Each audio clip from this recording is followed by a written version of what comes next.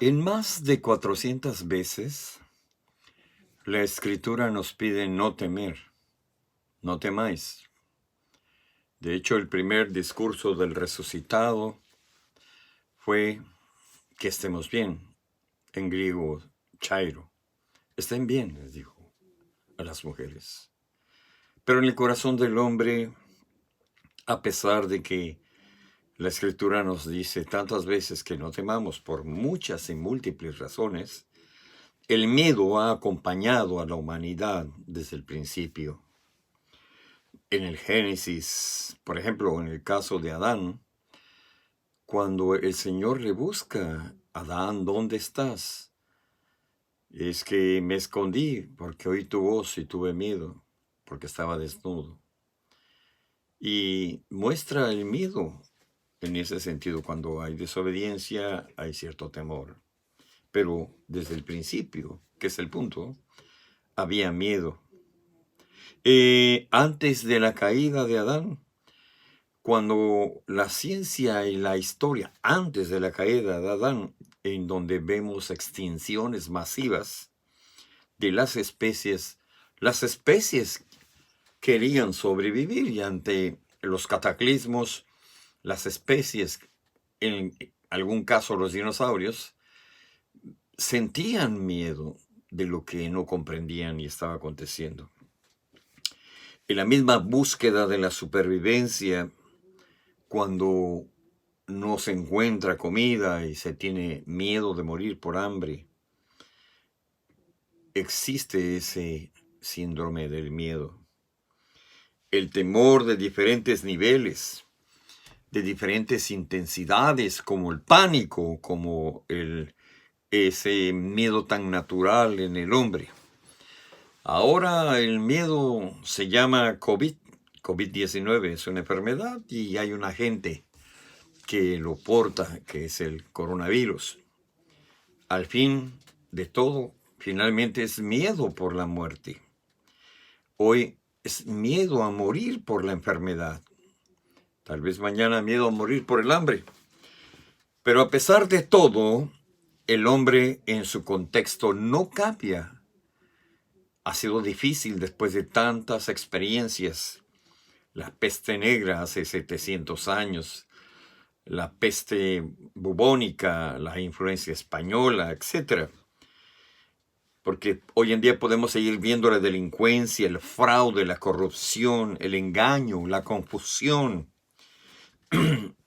que genera tantas cosas, la confusión en el mismo hombre.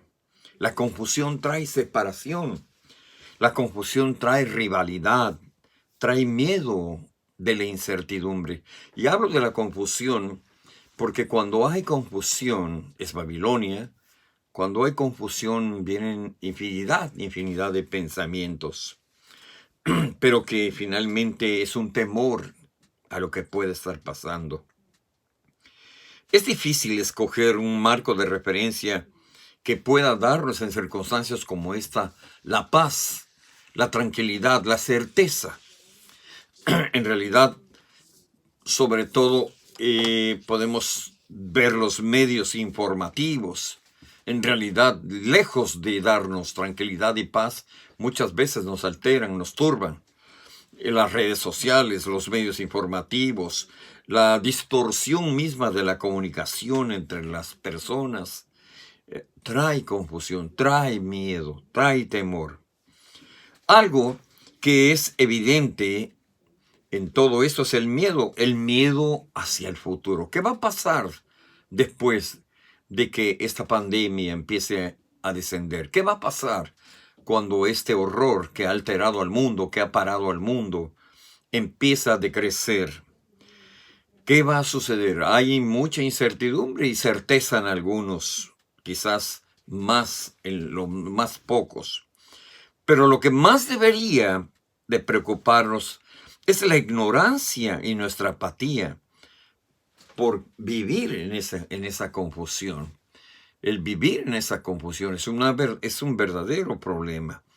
Es preocupante conformarnos, acomodarnos, para que el hombre ambicioso nos controle. No debemos de acomodarnos en ese sentido. Hoy día hay dos corrientes. Una corriente de los que viven temerosos, de los que constantemente a través de las malas noticias se sienten temerosos. En algunos momentos están tranquilos, en algunos momentos el temor se vuelve tenue, pero una mala noticia nos vuelve a enterar. A veces hasta el pánico. Y aún los religiosos, aún con todo, ellos también sienten ese temor. Temen morirse. Ministros que por el miedo, a pesar de que nos llaman a la prudencia, no son realmente prudentes. Pues la prudencia, a pesar de que hablan de ella, nunca fue una cualidad del carácter en sus vidas. La otra corriente es de un grupo de gente que explica todo lo que está manipulándose, todo lo que está pasando por los poderosos, por los ricos, por los políticos, por los científicos, que su fin es control y poder sobre la humanidad en el nuevo orden mundial, controlando la natalidad, la economía global, controlando a sus consumidores, controlando la mano de obra, controlando todo lo que esté a su alcance y eliminando a los débiles, a los enfermos y a los que significan una carga financiera o un problema social. Control que genera miedo también. Ellos creen que Dios no hará nada.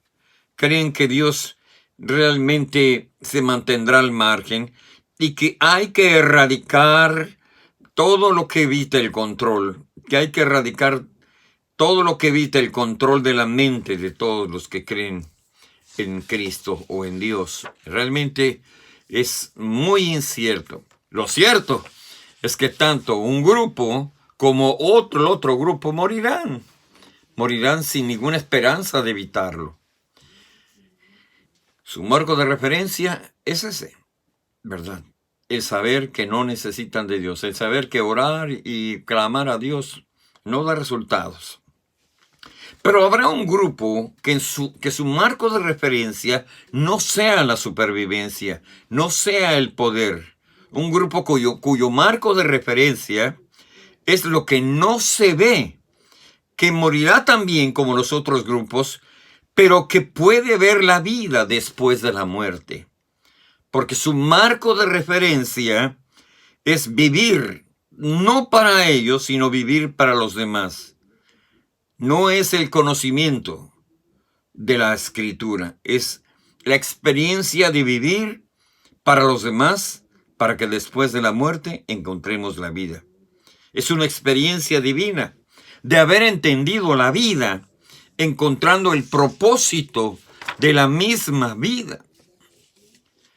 Que sabiendo que darle la vida a los demás, no cualquier vida, dándole la vida a los demás, se puede entender la muerte para que después experimentemos la vida y las razones de su existencia por medio del amor de Dios.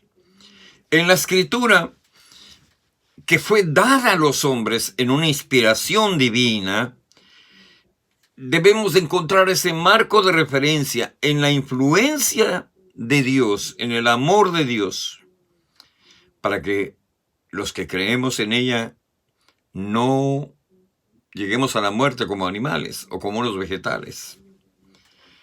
Un marco de referencia para aquel grupo, que la más grande manifestación del amor de Dios fuera de lo natural se llama Jesucristo, y lo entienden así.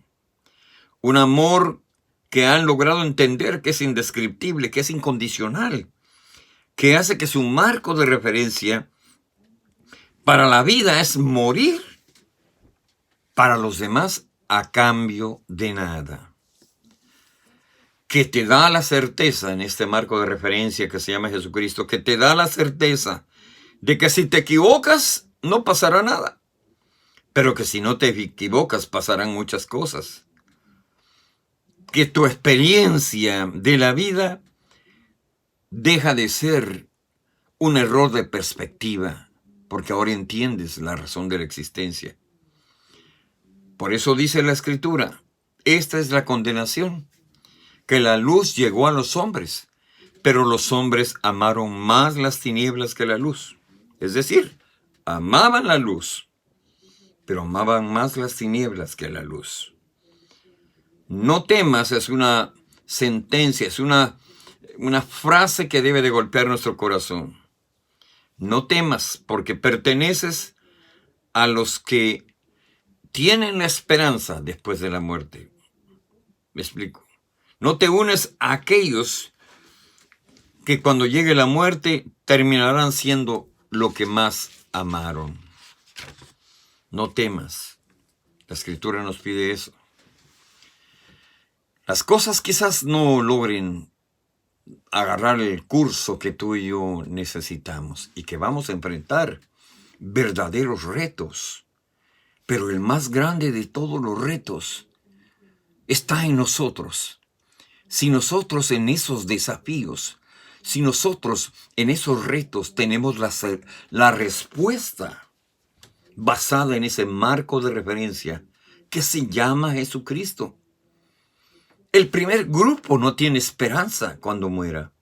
El segundo grupo tampoco, si no logra sus propósitos. El tercer grupo debe de prevalecer porque su esperanza es la vida eterna. Su esperanza, pase lo que pase, nadie se la cambiará. Han encontrado la razón de la existencia de sus propias vidas. Los desafíos serán grandes. Pero cuando hablamos de ese marco de referencia, no estamos hablando solamente de filosofía o de lo que dijo Napoleón o de las experiencias del género humano después de otras catástrofes. No, estamos hablando de una experiencia genuina, una experiencia divina. Una experiencia que en los momentos más críticos de nuestra vida sabemos dar la respuesta correcta basada en ese marco de referencia que es la Escritura. Lo más cercano que tenemos de Dios es la Biblia. No hay otro libro que nos acerque más a Él, ni los Vedas, ni ningún otro libro que quieras mencionar. La Escritura es un libro que transforma cuando tú dejas de verlo desde el punto de vista humano, cuando dejas de ver solo la tinta, cuando empiezas a ver lo que está atrás de la tinta, cuando entiendes que es la voz de Él, vendrán retos. Las cosas no se compondrán. El nuevo orden mundial es bíblico, está en la Escritura, se tiene que dar. Pelear puede ser para cambiar algunas circunstancias factibles, pero en realidad la primer pelea que tenemos que dar es contra nuestra propia mentalidad. Así que cuando te asomes al espejo, puedes decir como Martín Lutero, mi peor enemigo se llama Martín, porque a veces nosotros somos nuestros peores enemigos. Pero tenemos que tener ese marco de referencia todo el tiempo, sacar sabiduría, extraer lo más que podamos para dar respuestas en la vida, a pesar de que nuestra vida puede estar en riesgo de muerte.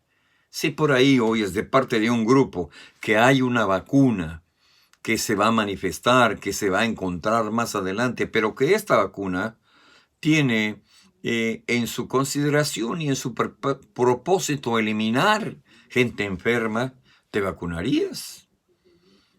Creo que no. Pero si en un momento dado el hambre arrecia, si en un momento dado el precio que hay que pagar para que no te mueras de hambre, temor porque tu familia se muera de hambre, si ese es el precio y tu marco de referencia es la Biblia, habrá que ir a José, porque José es el dueño del granero en sus 7 años de austeridad. Así que me da gusto poderse compartir algunas cosas y vamos a seguir sobre este tema. Muchísimas gracias. Que pases feliz